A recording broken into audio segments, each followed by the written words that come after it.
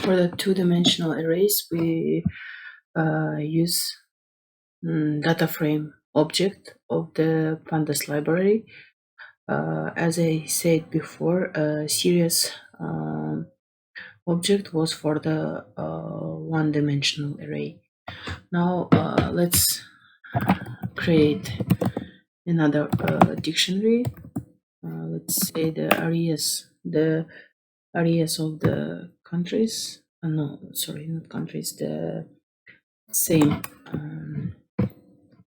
cities. Almaty. Let's say the area of Almaty is 50,000. Then Astana. Let's say 35. Then there was the Almaty, Astana, Qarag'andayız. Let's write Qarag'anda. And here Qarag'anda will be 40,000, let's say. And here we can write like area. And for this area dictionary, also use PD series and these dictionaries, and also write print.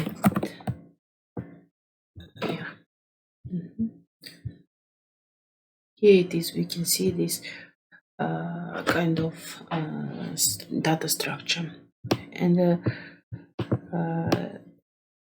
now let's make like this. Copy this. Not copy.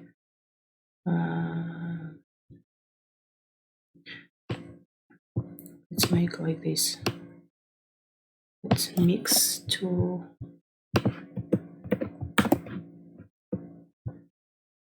dictionaries. Yes.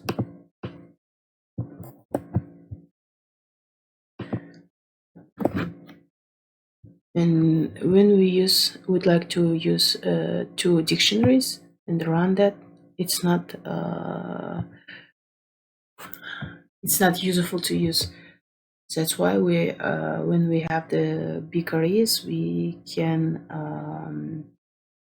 we use this data frame structure.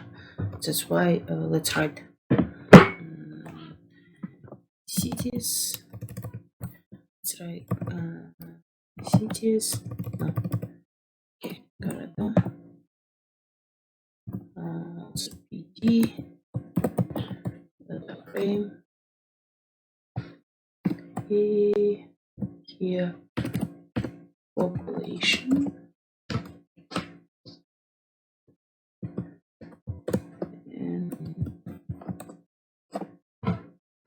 Our index and data is population. In the for area, it's area.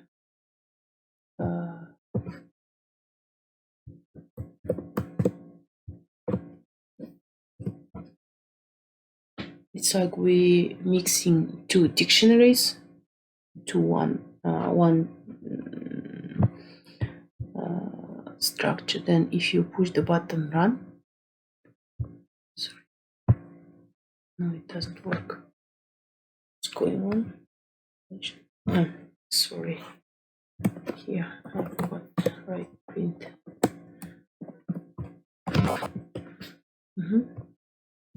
Here it's more useful in data visualization, and it's easy to see and find some information instead of this.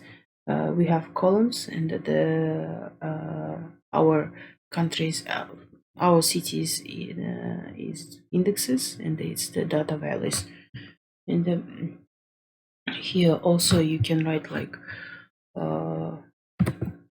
Karada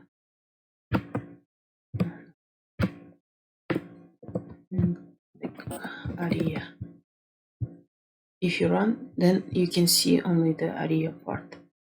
or you can write like population and can see the population.